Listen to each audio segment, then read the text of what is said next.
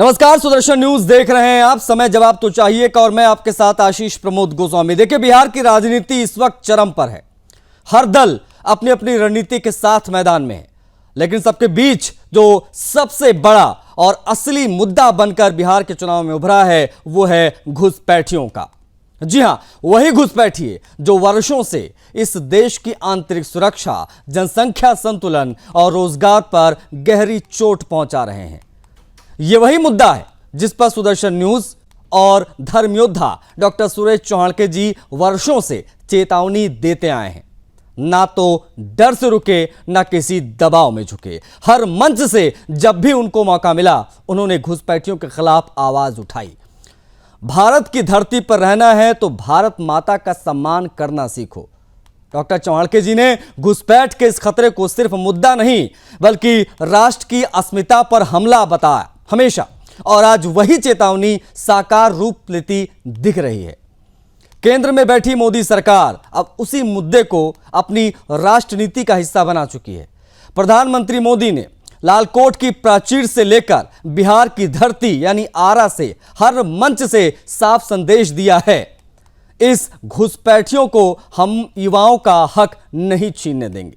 आरा में आयोजित जनसभा हुई। जनसभा में प्रधानमंत्री मोदी का स्वर स्पष्ट और निर्णायक था। उन्होंने कहा कि जो भारत का नहीं उसे भारत की जमीन पर जगह नहीं। इधर गृह मंत्री अमित शाह भी कई बार दोहरा चुके हैं कि घुसपैठिए चाहे बंगाल के हों, असम के हों या बिहार में छिपे हों या देश के किसी कोने में, अब बचने वाले नहीं हैं। देश की सीमाएं अब उतनी लचर नहीं रही जितनी कांग्रेस और वामपंथी शासन के समय हुआ करती थी। लेकिन अफसोस की बात यह है कि विपक्ष अब भी इस राष्ट्र विरोधी तंत्र का पोषण कर रहा है। सवाल बेहद महत्वपूर्ण है। सवालों पर इसलिए आएंगे क्योंकि ये सवाल वाकई चिंताजनक स्थिति की ओर भी इशारा करते हैं जब उन पर सियासत होने लगती है। सवाल है कि घुसपैठियों के लिए आंसू क्यों बहाता है विपक्ष? विपक्ष के लिए वोट बैंक जरूरी है या देश की आंतरिक सुरक्षा? बड़ा सवाल है। एनआरसी का नाम सुनते ही, एसआईआर का नाम सुनते ही विपक्ष के सीने में दर्द क्यों होने लगता है? यह भी बड़ा सवाल है। आज इस सवाल को भी आधार बनाएंगे। नकली वोटों की बुनियाद पर क्या विपक्ष की राजनीति टिकी है क्या? यह बहुत बड़े सवाल है जिसको आज हम जवाब तो चाहिए में उठाने जा रहे हैं। देखिए, जैसे बंगाल में टीएमसी, वैसे ही बिहार में कांग्रेस और राजद जैसी पार्टियां इन घुसपैठियों को वोट बैंक के रूप में इस्तेमाल करती रही हैं और देखती भी हैं। राहुल गांधी तो इस हद तक गए कि वोटर लिस्ट से नाम हटाने को उन्होंने सरकार की साजिश तक बता दिया, जो एसआईआर की प्रक्रिया चल रही है। ऐसे में सवाल उठता है कि क्या देश की सुरक्षा, जनसांख्यिकी संतुलन और नागरिकता का सम्मान राहुल गांधी के लिए वोट बैंक से छोटा है?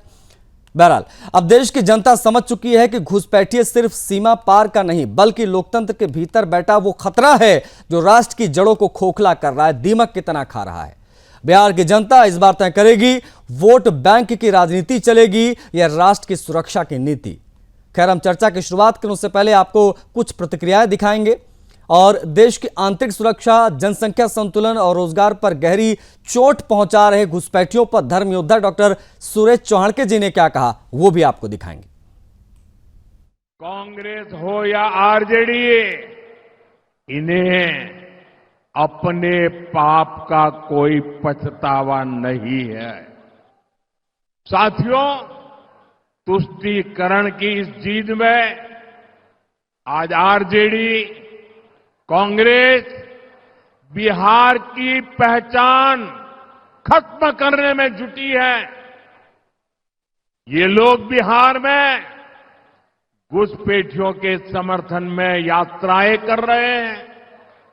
ये लोग घुसपैठियों को बचाने के लिए तन मन से जुटे हैं। पहले तो इन लोगों ने बिहार में ऐसे हालात बना दिए कि बिहार के लोगों का यहां रहना ही मुश्किल हो जाए, और फिर घुसपैठियों को ये लोग बिहार में बसा रहे हैं। मैं जरा मेरे बिहार के भाई बहनों को पूछना चाहता हूं, आप मुझे बताइए, ये बिहार के संसाधनों पर आपका हक है कि नहीं है? मुझे पूरी ताकत से बताइए, आपका हक है कि नहीं है? आरजेडी के जंगल राज की पहचान जिन चीजों से होती है वो है कट्टा, क्रूरता, कटुता, कुसंस्कार, कुशासन और करप्शन। बिहार की मतदाता सूची में घुसपैठियों को मत देने का अधिकार होना चाहिए क्या? मैं जानता हूं आप सभी का जवाब है कि नहीं होना चाहिए। कांग्रेस के नेता राहुल गांधी जी ने बिहार में घुसपैठिया बचाओ यात्रा निकाली थी, क्योंकि ये सभी दल हमारे खिलाफ जो चुनाव लड़ रहे हैं उनके लिए घुसपैठिया एक वोट बैंक है। और मैं मानता हूं कि घुसपैठिया हमारे युवाओं की रोजगारी के बीच में उसको रोजगारी छीनने का काम करते हैं, गरीब का अनाज में हिस्सेदारी लेते हैं और देश को भी असुरक्षित करते हैं। राहुल जी, आपको जितनी घुसपैठिया बचाओ यात्रा निकालनी हो वो निकालो। हम देश से और बिहार से एक एक घुसपैठियों को चुन चुन कर बिहार और देश के बाहर ले जाएंगे और मतदाता सूची से भी इनका नाम निकालने का काम हम करेंगे। ये भारतीय जनता पार्टी का निर्णय है। महागठबंधन जीत रहा है, स्वीप कर रहा है, मगर एक बात मैं आपसे कहना चाहता हूं, हमने महाराष्ट्र में देखा, कर्नाटक में देखा, हरियाणा में देखा, मध्य प्रदेश में देखा कि बीजेपी ने और आरएसएस ने मिलकर चुनाव के चुनाव चोरी किए हैं।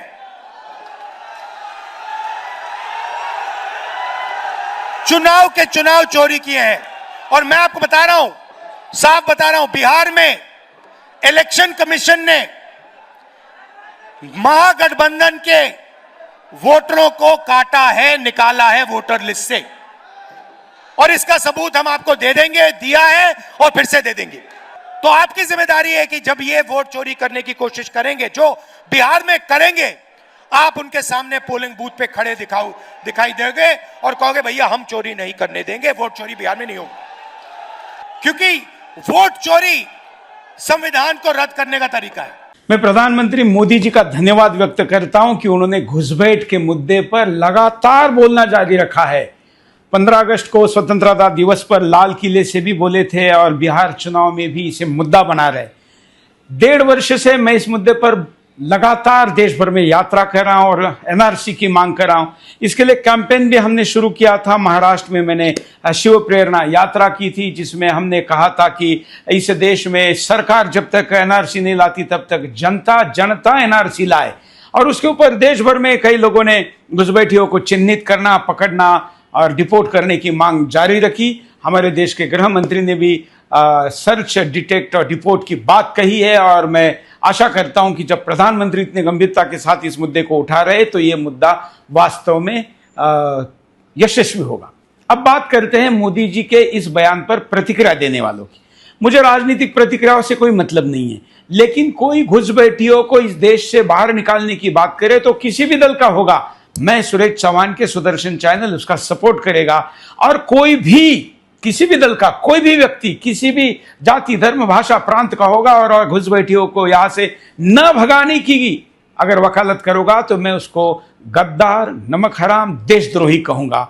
आपको भी अपील करता हूं कि घुसपैठियों को समर्थन करने वाले लोगों को इन्हीं विशेषणों के साथ पुकारिए। तो घुसपैठिए देश के लिए कितना बड़ा खतरा है, देश की आंतरिक सुरक्षा की बात हो या फिर अन्य किसी विषय की, ये कितना बड़ा खतरा है, आज हम इस पर बात कर रहे हैं। कौन कौन से पैनलिस्ट हमारे साथ कनेक्ट हो गए हैं, उनसे आपका परिचय करा देते हैं, उसके बाद में हम चर्चा करेंगे। धीरज पांडे जी, प्रवक्ता भारतीय जनता पार्टी के हमारे साथ जुड़ गए हैं। धीरज जी, बहुत स्वागत है आपका। हमारे साथ नदीम अख्तर अंसारी, प्रवक्ता कांग्रेस पार्टी के, वो भी जुड़ गए हैं। नदीम अख्तर जी, आपका भी बहुत स्वागत है। कुणाल हैं, प्रवक्ता जेडीयू के, हमारे साथ जुड़ गए हैं, उनको आप स्क्रीन पर देख पा रहे हैं। कुणाल जी, आपका भी बहुत स्वागत है। और अनुकृति जी हैं, जनसुराज पार्टी की प्रवक्ता, आपका भी बहुत स्वागत है अनुकृति जी। समय देने के लिए आप सभी का आभार। आरजेडी के प्रवक्ता आरजू खान का अभी इंतजार है, कुछ ही पलों में जुड़ जाएंगे, उनसे भी हम करेंगे बातचीत। लेकिन चर्चा की शुरुआत में भारतीय जनता पार्टी के प्रवक्ता धीरज जी के माध्यम से करना चाहूंगा। धीरज जी, अगर मेरी आवाज आप तक पहुंच रही है सर, तो सीधा सवाल है, एनआरसी सीएए की बात आप लोग करते हैं, लेकिन जब एनआरसी की बात होती है, एसआईआर की बात होती है, तो विपक्ष इसे एक धर्म विशेष को टारगेट कर रहे हैं ऐसा कहकर जोड़ देता है। ये जरा बताइए क्यों हो रहा है ऐसा, और क्या वाकई में घुसपैठिए देश के लिए बहुत बड़ा खतरा है? अगर है तो विपक्ष स्वीकार क्यों नहीं करता? धीरज जी। जी नमस्कार, मेरी आवाज आ रही है अभी? आपकी आवाज आ रही है सर, प्लीज गो अहेड। धन्यवाद। सबसे पहले आपके सभी दर्शकों और सभी मेरे मीडिया पैनलिस्ट, आप सभी को नमस्कार।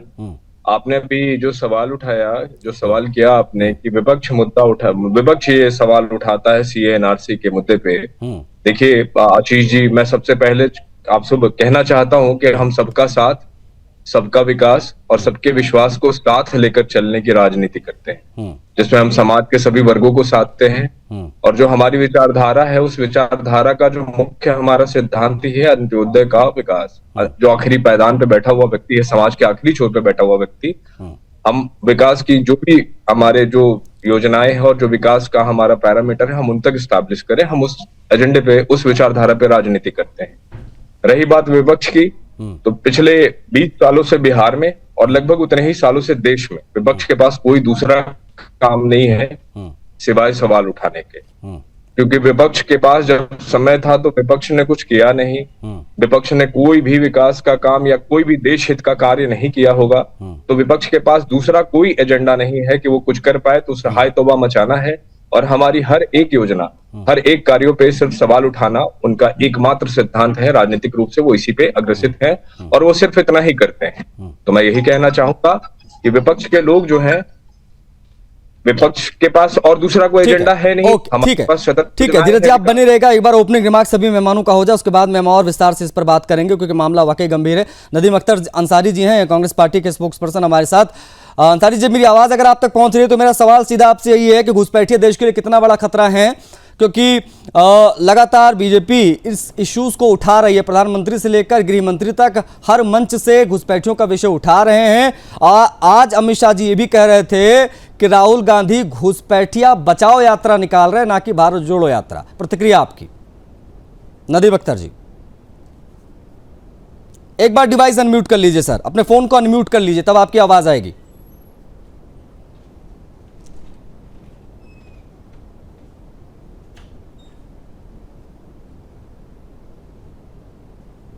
नदीम जी, 11 साल केंद्र में सरकार चलाने के बाद भी अगर आज देश के प्रधानमंत्री ये देशवासियों को और बिहार वासियों को कहते हैं कि यहाँ घुसपैठिए है, तो क्या 11 साल से उनका इंटेलिजेंस फेल है? उनका कोई तंत्र काम नहीं कर रहा है?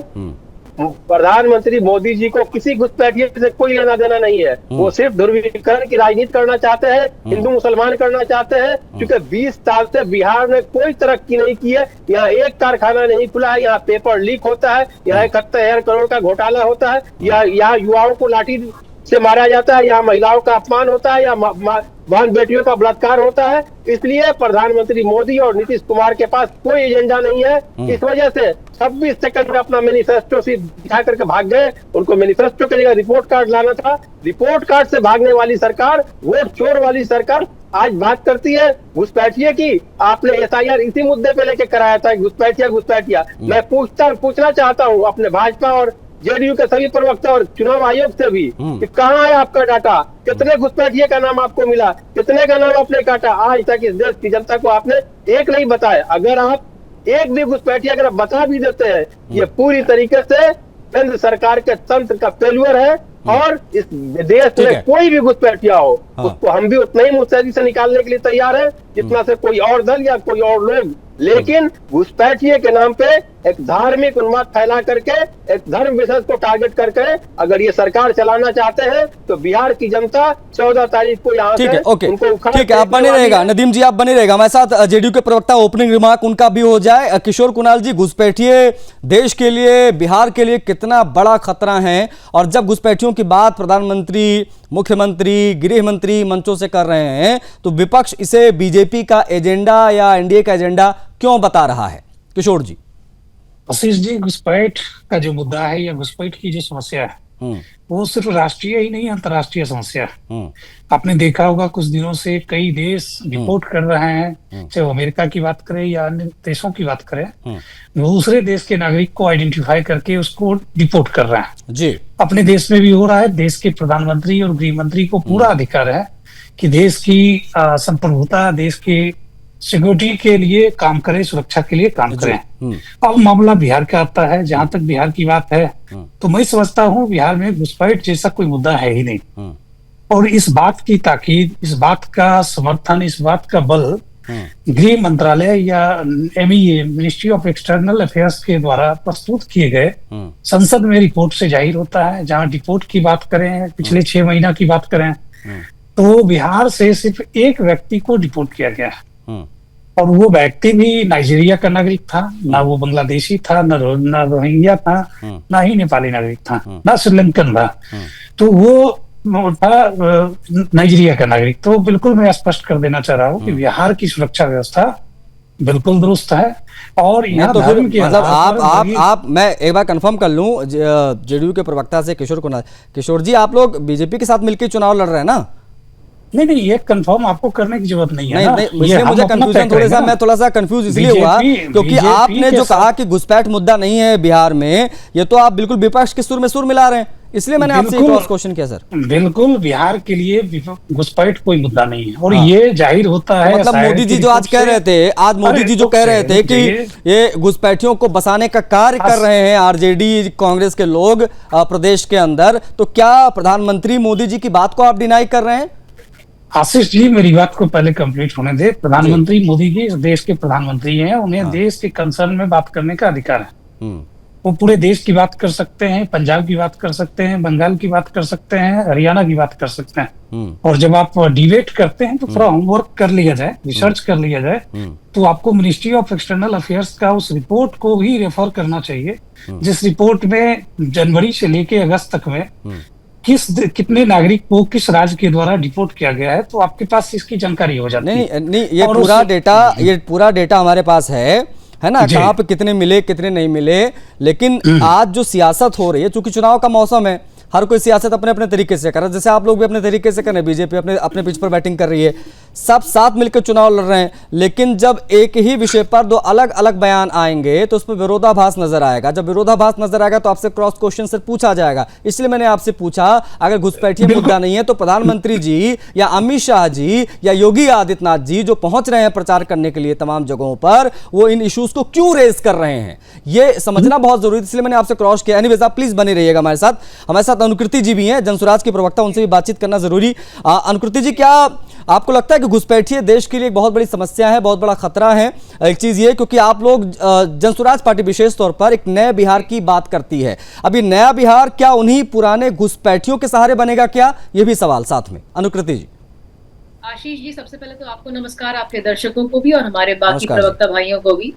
आशीष, ऐसा है कि घुसपैठियों की जो अभी बात हो रही है लगातार, कोई भी हिंदुस्तानी, कोई भी देशभक्त भारतीय इस बात से तो बिल्कुल भी नकारेगा नहीं कि हमको अपनी सुरक्षा बिल्कुल तेज करनी है। ठीक है, ये मान के हम लोग चल रहे हैं कि कोई भी नॉर्मल हिंदुस्तानी तो इसमें हाँ ही बोलेगा कि भाई घुसपैठिए नहीं आने चाहिए। ठीक है, इस पे हम लोग हामी भरते हैं। अब जो 11 साल से सरकार है केंद्र में, अगर वो 2025 के बिहार चुनाव में भी यही मुद्दा बनाएगी कि घुसपैठिए घुस गए, और आज नहीं 7वीं 8वीं बार आ चुके हैं प्रधानमंत्री मोदी जी, और हर बार यही एक जो है उनका रहता है शगुफा कि घुसपैठिए आपके जॉब्स ले रहे हैं, घुसपैठिए आपको तंग कर रहे हैं। तो भाई हम लोग बहुत ज्यादा उनके साथ हैं, हमको बस डेटा दिखा दो, हमको चेहरे दिखा दो, हमको वो शक्लें दिखा दो जो घुसपैठिए हैं। क्योंकि यहाँ तो कुछ भी चलता है कि एक आधार कार्ड पे 4 आधार कार्ड है, आधार कार्ड आप लोग बोले जा रहे हैं बहुत सारे चैनल्स में, लेकिन कोई प्रमाण नहीं दे रहा है। तो आशीष जी, हम लोग बस यही कह रहे हैं कि किसी को आपत्ति नहीं है, सुरक्षा हम लोग सबको चाहिए। भाई पहलगांव में घुसपैठिए ही आए थे ना, और इसी मौजूदा सरकार के रहते आए थे, वहां भी घुसपैठिए थे, असली मुद्दा तो वहां है। तो हमारे चुनाव में, हमारे बिहार के चुनाव में जो पलायन का मुद्दा, शिक्षा का मुद्दा, स्वास्थ्य का मुद्दा, जो असली मुद्दे हैं, उसको हटा के ये क्या बात हो रही है? ये ना फियर साइकोसिस है Ashish ji. Let me tell you very very clearly, ये डरा धमका के बिहारियों को बैकफुट पे करने वाली बात है, जो कि गलत है। इस पर धीरज जी की प्रतिक्रिया महत्वपूर्ण होगी। धीरज पांडे जो बीजेपी के प्रवक्ता हमारे साथ हैं अनुकृति जी, उनकी प्रतिक्रिया हम ले लेते हैं। धीरज जी, आपने सभी पैनलिस्ट को सुना, मैं आ रहा हूं। Nadeem Akhtar Ansari ji, I am coming back. धीरज जी की प्रतिक्रिया यहाँ जरूरी होगी क्योंकि धीरज जी, घुसपैठिया कोई मुद्दा नहीं है बिहार में, सीधे तौर पर जेडीयू के प्रवक्ता कह रहे हैं। Same goes to Anukriti also, वो भी ये कहने कि कोई ऐसा विषय नहीं है, आप लोग सिर्फ बिहारियों को डरा के इस प्रकार के जो है वो वोट बैंक हथियाने की आप कोशिश कर रहे हैं। अगर ऐसा है भी तो पूरा फेल्योर सरकार का, क्योंकि 11 साल हो गए आपको, कल सरकार नहीं बनी है। धीरज जी। बिहार के एक बहुत वरिष्ठ पत्रकार हैं श्री सुरेंद्र मोहन जी, उन्हें उनका भी हाल फिलहाल जब SIR हो रहा था तो एक समाचार पत्र में मैंने उनका एक स्टेटमेंट, उनका एक आर्टिकल पढ़ा जिसमें उन्होंने साफ साफ लिखा था कि 1992 बिहार विधानसभा में तब के हमारे आदरणीय मुख्यमंत्री लालू प्रसाद यादव जी का एक बड़ा स्टेटमेंट उन्होंने लिखा था कि उन्होंने विपक्ष घुसपैठियों के मुद्दे को विधानसभा में उठाया था कि बिहार में बड़ी संख्या में घुसपैठिए आ रहे हैं और उनका ये मानना था कि ये 80 के दशक से 80 के मध्य से ये आना शुरू हो गए हैं और 90s आते आते इनकी संख्या बहुत बड़ी है, बहुत बृहद स्तर पे आ रहे हैं। हम आते हैं फिर 2002 में, तो अभी वर्तमान मुख्यमंत्री पश्चिम बंगाल ममता बनर्जी जी खुद, उनका एक बड़ा वो प्रसिद्ध वो वाकया है कि वो अपने भारत के उपराष्ट्रपति के सामने जाती हैं और कहती हैं कि बंगाल में जो है घुसपैठियों के आधार पे चुनाव जीता जाता है, और उन्होंने एक चिट्ठी भी दिया, लेटर भी दिया अपने उपराष्ट्रपति को, भारत के, तो फाड़ दिया है। आप बोल लेने दीजिए अनुकृति जी, आपको अवसर मिलेगा। उन्होंने उसको फाड़ के फेंक दिया। आप 92 पे चले गए धीरज भाई, 1992 से आप चले गए। हम लोग बात कर रहे हैं 2025 की, जिसमें 2014 से केंद्र सरकार आपकी ही है। तो आप लोग क्यों समय, इतना बहुमूल्य समय क्यों नष्ट कर रहे हैं? सिंपल एक लॉजिक दीजिए ना कि 2025 में क्यों ये मुद्दा है, 2025 में ये मुद्दा क्यों है, क्राइम क्यों नहीं मुद्दा है? खेमका जी के मौत को क्यों नहीं इन्वेस्टिगेट किया जा रहा है? क्यों 27 जुलाई के 30 दिनों में 57 मर्डर्स होते हैं? ये जो इंटरनल सिक्योरिटी मेन ये है ना, क्राइम की जो अभी हालत हो गई है, क्राइम की हालत हो गई है, उस पे आइए ना। आपके साथ ही डिबेट था और मैंने सारी जानकारी दी थी कि कितने जो रंजिशें आपस में थी, वो कैसे कैसे बड़े बड़े क्राइम का स्वरूप ले रहे हैं। आपने इतिहास 1992 से लेकर आ रहे हैं और ममता बनर्जी की बात कर रहे हैं। आप लोगों को जवाब देने नहीं आता है क्योंकि आपके पास तथ्य नहीं है। मेरी बात करने दे रही है ना, मेरा स्टेटमेंट कंप्लीट होने दे रही है, करा रही है। आपसे कई विषयों पे मेरे आप बताइए ना, क्या डेटा दीजिए ना, एक भी डेटा दीजिए, 2025 का डेटा दीजिए धीरज जी, 2025 का डेटा दीजिए कि क्या घुसपैठिए मिले हैं आपको बिहार में। अनुकृति जी लेट हिम कंप्लीट। मैं चाहूंगा, वो उन्होंने अपनी बात शुरू ही की थी, मैं चाहूंगा एक बार अपनी बात पूरी कर ले, एक बार अपनी बात पूरी कर ले। मुझे मेरी बात कहने दीजिए आप। गो अहेड धीरज जी, मुझे मेरी बात कहने दीजिए, आपको सुना जा रहा है, आप अपनी बात, धीरज जी अपनी बात पूरी कर लीजिए, अपनी बात पूरी कर लीजिए, फिर मैं बातचीत को हम आगे बढ़ाएंगे इसके बाद। हाँ कर रही है धीरज जी। जी, मैं वही कह रहा था कि इन मुद्दों पे जिन्होंने भी कहा, मैं अभी कांग्रेस के अपने विपक्ष के विद्वान प्रवक्ता को सुन रहा था कि ये इनका चुनावी मुद्दा है। ये किनका चुनावी मुद्दा था मुझे बताने की जरूरत नहीं है। और हम देखिए, अभी हमारी इन्हीं विद्वान प्रवक्ता ने कहा कि जो भी राष्ट्रभक्त होगा उसके लिए जो घुसपैठिया है वो एक समस्या होगी। तो बिल्कुल है, ये पूरे देश के लिए घुसपैठिया जो एक समस्या है, हम उसकी बात ही नहीं करते, हम उस पर एक्शन भी ले रहे हैं, हम उस पर काम भी कर रहे हैं। समस्या इनको है ना, ये तो दोनों लोग बैठे हुए हैं, समस्या इनको है। समस्या अभी जो कोर्ट किया, एक मैटर बिहार के मुख्यमंत्री ने कहा और दूसरा सीधा सीधा बंगाल से रिलेट होता है। इसमें वो बंगाल में तो चुनाव नहीं है कि हमने उसकी बात यहां कर दी। मैंने उन्हीं मुख्यमंत्री की बात की जो आज उनकी हमदर्द बनी हुई है, जो कभी उनके विरोध में बात करती थी, उनके विपक्ष में बात करती थी। तो ये चुनावी एजेंडा किनके लिए आप समझ सकते हैं।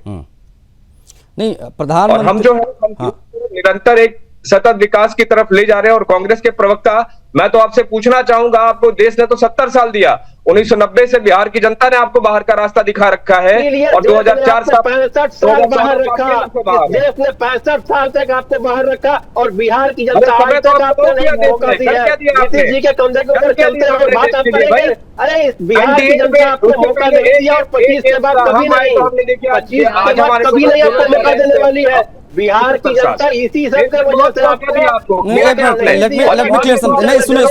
सुनिए सुनिए, मैं ये तू मैं नहीं चाहूंगा मेरी डिबेट में कि ये पूरा हल्ला मच जाता, फिर किसी की आवाज़ समझ में आती नहीं है। जो दर्शक सुन रहा है, हमको देख रहा होगा, उसको भी समझ में नहीं आएगा कि इश्यूज़ पे आप लोग लड़ रहे हो। मेरा सीधा सवाल है, नदीम अख्तर अंसारी जी काफ़ी देर से हैंड भी रेस कर रहे थे, आप कुछ बोलना भी चाह रहे थे। मेरा सवाल भी आपसे यही है, बीजेपी हर मोर्चे पर बार बार ये कहती है कि कांग्रेस के लिए देश ज़रूरी नहीं है, उनके लिए ज़रूरी है बांग्लादेशी वोट बैंक। इसको किस प्रकार से देखा जाए? बांग्लादेशी वोट बैंक का मतलब सीधे घुसपैठिए हैं। उनका कहना है कि बांग्लादेश से आकर ये बिहार के किशनगंज उन तमाम एरियाज में आकर जो बॉर्डर से सटे जो जिले हैं वहां पर आकर ये बस गए हैं। एंड टीएमसी भी इसी के आधार पर चुनाव जीतती आई है और उसी को इनकैश कराने की कोशिश बिहार में कांग्रेस या आरजेडी मिलकर करते हैं या कर रहे हैं। देखिए, बीजेपी जो कह रही है कि कांग्रेस के लिए देश जरूरी नहीं है, ये अंग्रेज के दलाल हमें सिखाएंगे। 60 रुपए पेंशन लेने वाले हमको सिखाएंगे। हमने देश की आजादी में अपने पुरखों का खून बहाया है, इनका एक नाखून काटने वाले कोई नहीं मिलेगा। इतिहास है तो पता ही है, 3 नाम जिनका है पूरा इतिहास आपको मिल करके देश को देश की आजादी की लड़ाई में रोके हैं। इस अंग्रेजों के साथ इनका इतिहास ऐसा रहा है कि कोई भी लड़ाई हो वो सिर्फ अंग्रेजों का साथ दिए हैं। नहीं, हिंदुस्तान की आजादी में इनका कोई योगदान नहीं रहा है, इसलिए आज ये इस तरह की बात करते हैं। अब सुनिए मेरे नदीम जी मेरा एक सवाल आपसे है, मैं आपसे समझूंगा आपसे, क्योंकि एनआरसी सीए का विरोध कांग्रेस पार्टी क्यों करती है, आरजेडी क्यों करती है, सपा क्यों करती है, टीएमसी क्यों करती है, ये भी मैं आपसे समझूंगा। क्योंकि घुसपैठियों को ढूंढने के लिए एनआरसी लागू करने की जब बात आती है तब आप लोग विरोध में भी खड़े हो जाते हैं। जब है ही नहीं घुसपैठी तो लागू करने दीजिए, जो लागू होना है होने दीजिए। हम बात कर रहे हैं घुसपैठियों की, वो घुसपैठी जो वर्षों से इस देश की आंतरिक सुरक्षा, जनसंख्या संतुलन, रोजगार पर गहरी चोट जो है वो पहुंचाते आए हैं। और इस इशू को लेकर प्रधानमंत्री मोदी बिहार चुनाव में लगभग हर मंच पर तमाम चीज़ें जो है वो रिपीट कर रहे हैं कि घुसपैठिए कितना बड़ा खतरा बिहार के लिए हैं, बंगाल के लिए हैं या पूरे देश के लिए हैं। इस पर आज हम बात कर रहे हैं। तमाम पैनलिस्ट इस वक्त आपको टीवी स्क्रीन पर दिखाई दे रहे हैं। आरजेडी के प्रवक्ता का मुझे अभी भी इंतजार है क्योंकि उनसे बातचीत यहाँ ज़्यादा जरूरी थी। एनीवेज, मैं पुनः चर्चा की शुरुआत करूंगा। फिर से एक बार नदीम अख्तर अंसारी जी आपकी तरफ। नदीम जी, एनआरसी सीएए इसका विरोध कांग्रेस क्यों करती है? देखिए, आप अपने कंफर्ट के हिसाब से ये सरकार काम करती है। जब उसको अपने हिसाब से बिल लाना होता है तो इसी सदन में सेकंडों में कई एक बिल पास हो जाता है। जो बिल सरकार को फायदा देता है लटका करके, उसको ये सरकार लटकाती है और फिर इसका जो इल्जाम है कांग्रेस और बाकी दलों पे डालती है। क्योंकि इनको कोई काम तो करना है नहीं। इनको सीए और एनआरसी जब ये लाए थे तो संविधान क्या कहता है कि इस देश के हर नागरिक अक्रॉस कास्ट, रिलीजन, बाउंड्रीज सबको इक्वल अधिकार है। तो जब ये सीए एनआरसी लाए हैं तो उसमें क्यों नहीं मुसलमान को उन्होंने शामिल किया? अब ये लोग कहते हैं देशभक्त है। बताइए कि आजादी के बाद से लेके अब तक तालिबान कभी हमारे इस पवित्र भारत की धरती पे कभी पैर रख पाया था? मोदी जी ने लाके तालिबान को रख दिया। इसलिए मोदी जी और भाजपा, इन लोगों का देश से कुछ लेना देना नहीं है, सिर्फ सत्ता और सत्ता इनको चाहिए। मतलब सत्ता के लिए कुछ भी कर देंगे। आपको पुलवामा याद होगा? हाँ, नहीं याद है बिल्कुल, उसको कभी कोई भूल नहीं सकता। बिल्कुल, तो कोई नहीं भूल सकता है। तो आज तक उसकी रिपोर्ट आई? कहाँ है वो रिपोर्ट? हमारे जवानों ने जो अपनी जान शहादत दी, कहाँ है वो रिपोर्ट? इसका जवाब कौन देगा? हमारी बहनों की जो मांगे अभी उजारी गई, उसके लिए कौन जिम्मेदार है? आज तक कभी उसके ऊपर आपको रिपोर्ट आया? ये लोग सिर्फ हवा में बात करते हैं। और जहां तक घुसपैठिया है, घुसपैठिया गृह मंत्री जी के साथ उस राष्ट्र उस स्टेट में जाता है जहां जहां चुनाव होता है। आप ही बताइए कि बिहार का कोई भी बाउंड्री सिवाय नेपाल के किसी और देश से मिलता है? तो आपको तो घुसपैठिए का मतलब मुसलमान होता है। तो बांग्लादेश से मिलता नहीं है, पाकिस्तान से मिलता नहीं, अफगानिस्तान से मिलता नहीं है। तो अगर ये लोग आते हैं तो आप क्या करते हैं? और पूरा बंगाल क्रॉस करके उधर चलिए, गुजरात से लेकर के पूरा क्रॉस करके मामला ये भी है नदीम अख्तर अंसारी जी। सुनिए नदीम जी आपके नेता, सुनिए 20 साल में आपने बिहार में कोई उद्योग नहीं लगाया है, प्लान का हब बना करके रख दिया है। नहीं तो मतलब ये 20 साल पहले नहीं 20 साल पहले क्यों नहीं बात करते हैं? शिक्षा की क्यों नहीं बात करते हैं? अरे सुनिए ना मेरी बात, क्यों नहीं बात नदीम जी सुनिए 20 साल पहले रामराज्य था क्या बिहार में? अरे राम राज तो हम चाहते हैं। अरे राम जी ने सबरी का बैर खाया था, इन्होंने दलितों को बीजेपी वाले ये कहते हैं कि कांग्रेस की ये बौखलाहट एनआरसी के प्रति इसलिए रहती है क्योंकि आप लोग की पूरी राजनीतिक बुनियाद इन्हीं नकली वोटों पर टिकी थी। अब उसको एसआईआर से छाट रहे हैं, एनआरसी लागू कर रहे हैं, तो जो बौखलाहट है वो दिखाई दे रही है। एनीवेज ठीक है, ओके अनुकृति, ठीक है जी आशीष, मैं ये कह रही हूँ कि देखिए, मैं कह रही हूँ कि आप अपनी बात हाँ जी अपनी बात आप रख लीजिएगा, आप अपनी बात रख लीजिएगा अनुकृति। मेरा सवाल ये था, एनआरसी को जनसुराज सही मानती है या गलत मानती है? सीधे तौर पर मैं आपसे समझना चाहूंगा, कॉम्प्लिकेटेड जवाब मत दीजिएगा, गोल गोल मत घुमाइएगा, क्योंकि अगर आपने गोल गोल घुमाया तो और आप में और बाकी दोनों में कुछ फर्क रहेगा नहीं। घुमाना हमारे जो पक्ष में बैठे हुए हैं ना, जो शासन अभी कर रहे हैं 20 साल से, उन लोगों का काम है गोल गोल घुमाने का। हम लोग बिल्कुल सिंपल और सीधी बात कर रहे हैं। एसआईआर भी जब शुरू हुआ था तो हम लोग का लगातार यही था पूरा का पूरा स्टैंड कि भाई जो होना चाहिए, जो चुनाव आयोग का हक है, जो उसका अधिकार है वो करे, लेकिन जो तरीका है, तरीका सही होना चाहिए। आप अचानक से चुनावी साल में, जहां ऑलरेडी 1 जनवरी को, मैं दोनों बातें बोल रही हूँ, एसआईआर के इसलिए एग्जांपल दे रही हूँ कि बात गलत नहीं है, गलत है तरीका, एग्जीक्यूशन गलत है। 1 जनवरी को लिस्ट अगर आ चुकी है तो आप चुनावी साल में 25 अप्रैल को अचानक से अफरा तफरी मचा के अनाउंसमेंट कर दीजिएगा, फिर दुनिया भर के जितने भी म्युनिसिपल कॉर्पोरेशन के लोग, वो अनाउंसमेंट तो शायद चुनाव आयोग की तरफ से हुई थी अनुकृति जी, बीजेपी ने। जी मैं वही कह रही, लेकिन चुनाव आयोग आप देखिए ना आशीष जी, कम ऑन, हम लोग सब यहाँ पे मैच्योर भारतीय लोग हैं। चुनाव आयोग किसके लिए काम कर रहा है ये भी बहुत साफ साफ दिख रहा है। अनफॉर्चुनेटली ऐसी हालत कभी नहीं हुई चुनाव आयोग की। संवैधानिक संस्थाओं पर प्रश्न उठा रही हैं अनुकृति जी, इतना बाइसेस कभी संवैधानिक संस्थाओं पर प्रश्न उठाना सही है? बिल्कुल नहीं, संवैधानिक संस्थाओं पे मैं प्रश्न उठा रही हूँ, लेकिन जो तरीका था, एक मिनट नदीम जी, एक मिनट नदीम भाई, एक सेकंड, जो तरीका था कि भाई चुनावी साल में आप 2 महीने 3 महीने दे के इतना ज्यादा अफरा तफरी मचा के लोगों को कंफ्यूजन में डाल के आप करा रहे हैं, इसमें तो साफ साफ एक इंटेंशन जो है अनुकृति मेरे सवाल का स्पष्ट जवाब दे दीजिए, एनआरसी का जनसुराज खुला समर्थन करता है कि नहीं? अब एनआरसी अगर सलीके से हो, अगर एनआरसी में एक ऐसा है कि भाई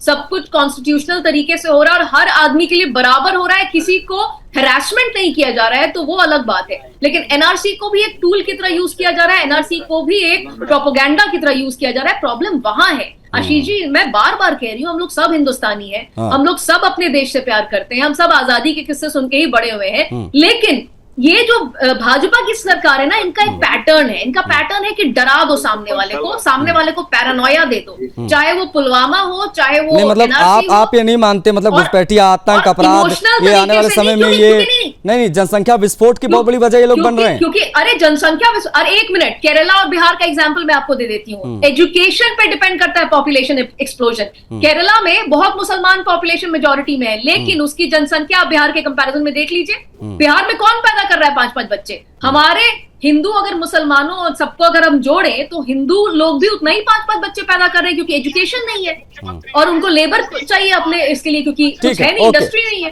तो ये बातें क्यों नहीं होती है? ये बातें करिए ना, धीरज जी जवाब है हमारा, वो मुद्दा करिए सीधा, हर बात के लिए मुसलमानों को दोष। कन्वीनियंस के हिसाब से आप लोग इन इश्यूज को रेस करते हैं, इन इश्यूज से आपका प्रत्यक्ष या अप्रत्यक्ष को लेना देना रहता नहीं है, जमीन पर आप काम करना चाहते नहीं हैं, आपके पास कोई डेटा नहीं है, चुनाव दर चुनाव आप डर की सियासत कर रहे हैं, इस प्रकार के आरोप विपक्षी लीडर्स लगा रहे हैं। जवाब धीरज जी। देखिए, इनका जो जवाब है इनके प्रश्न में ही है। हमारे कांग्रेस के विद्वान प्रवक्ता कह रहे हैं कि ये कुछ करते नहीं, फलाना चिल्लाना, इन्होंने ढिमकाना ढेर जुड़ा है। इनसे मैं बार बार कहता हूँ, कई डिबेट्स में आए हैं, बार बार मैं रिपीट भी नहीं करना चाहता कि 1990 से बिहार से बाहर क्यों है, ये इसका जवाब खुद देते हैं। 2014 से देश की सत्ता से बाहर क्यों है, ये खुद जवाब देते। सुन लीजिए सर, आप बड़ा इम्पेशेंट होते हो यार, सुना करो बात आप।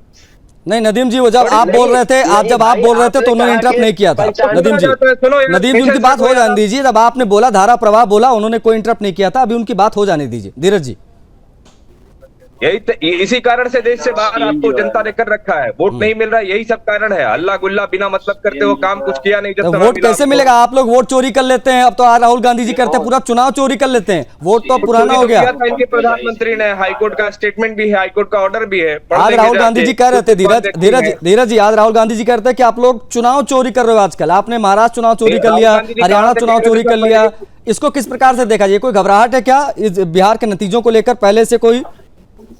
मैं तो बोल ही रहा हूँ कि वोट चोरी किन्होंने किया था, हाईकोर्ट का जजमेंट है, उन्हीं की दादी पर यह आरोप था, तो खुद अपना जवाब ढूंढते चले। और रही बात कि जिन्होंने बिहार में बूथ लूटने वाले लोगों के साथ आके सरकार बनाने का काम कर रहे हैं, चुनाव लड़ने का काम कर रहे हैं, वो दूसरे पे सवाल उठाएंगे।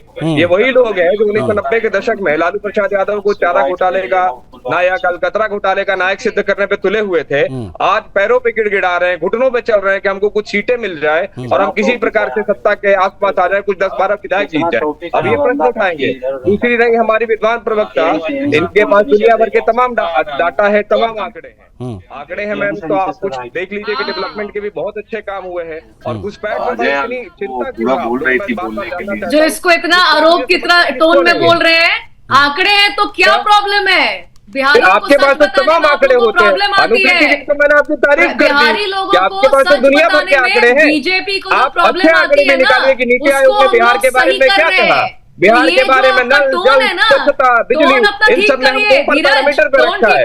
अब ये भी कहिए कि जो 90s के दशक में हमारे पास जो 2005 से पहले 33% की साक्षरता 73% हो गई, जो 6 to 11 तक के हमारे जो स्टूडेंट थी उनका ड्रॉप आउट रेशियो था, इट वाज लेस देन, ये कहीं ना कहीं 73% था, 2% पे आ गया। नहीं, मुझे एक चीज समझ नहीं आती, SIR अगर हो रहा है, चुनाव आयोग अपने तरीके से कर रहा है, हालांकि चुनाव आयोग को भी कटघरे में खड़ा कर रहे हैं ये तमाम दल, ये भी मुझे बड़ा अजीब लगता है। धीरज जी ये कह रहे हैं कि चुनाव आयोग आप लोग को कंट्रोल में है। मैं कहना चाहूंगा जब ये संवैधानिक संस्थाओं पे प्रश्न उठा रहे हैं तो किस मानस में है, किस मानसिक स्थिति से गुजर रहे हैं? ठीक है, डेमोक्रेसी है, डेमोक्रेसी, नदीम जी ऑटोक्रेसी नहीं है अभी तक हिंदुस्तान में। नदीम जी जब वोटर लिस्ट से घुसपैठियों के नाम काटे जा रहे हैं, सर सवाल वालों का प्रॉब्लम क्या है? सवाल सर मेरा सुन लीजिए, मेरा छोटा सा सवाल आपसे है, उसके बाद मैं डिबेट क्लोज भी करूंगा, समय मेरे पास सीमित है। क्योंकि राहुल गांधी जी ये क्यों कह रहे हैं कि सरकार साजिश कर रही है? अगर NRC लागू होता है, अगर SIR लागू हो रहा है, अगर कुछ फर्जी वोटर्स हैं उनको काटा जा रहा, छांटा जा रहा है, तो साजिश कैसे? देखिए बीजेपी वालों का प्रॉब्लम क्या है कि काम तो इन्होंने आज तक कुछ किया नहीं। अच्छा, केंद्र में पूछो तो हर बात पे नेहरू जिम्मेदार, नेहरू जिम्मेदार, नेहरू जिम्मेदार। अभी भाई कह रहे थे कि इंदिरा जी ने क्या किया, अरे इंदिरा जी ने इस देश के लिए जो किया, एक्चुअली बिहार में काम नहीं हुआ है। अरे सर मैं हाईकोर्ट का जजमेंट कह रहा था भाई, इंदिरा जी वो हाईकोर्ट का जजमेंट चोरी में भाई, तो ऐसा सच बिहार के मुद्दों में क्यों नहीं कोई रह रहे हैं भाई, मुझे ये समझ में नहीं आ रहा है। फिर बोल देखिए ये कह रहे हैं इंदिरा जी, आपको पता है पंजाब में थोड़ा सा किसानों ने घेर लिया तो मोदी जी कह रहे थे कि जाके कह देना अपने CM को कि मैं जिंदा चला गया हूँ, और इंदिरा जी ने इसी देश में कहा था कि मेरे बदन का एक एक कतरा खून का इस देश के लिए निछावर है, तो उनमें और उनमें तुलना मत कीजिए, ये कायर है। अरे मोदी जी तो आज तक प्रेस कॉन्फ्रेंस नहीं करा पाए, जाने दीजिए, प्रेस कॉन्फ्रेंस करा दे तब हम लोग आगे बात करेंगे। एक प्रेस कॉन्फ्रेंस नहीं, जब नहीं खैर वो अब मैं ये ना, अब चूंकि खैर पूरी डिबेट जो है वो आउट ऑफ ट्रैक हो जाती है, इस प्रकार की जब बातें शुरू हो जाती, मैं बात कर रहा था घुसपैठियों की, और आप लोग जो है इंदिरा जी, नेहरू जी, प्रेस कॉन्फ्रेंस और ना जाने क्या क्या चीजें आप लोगों ने शामिल कर दी। एनीवेज मेरे पास समय सीमित था, लेकिन चर्चा सही रही आप लोगों से। आभार आप सभी का समय देने के लिए।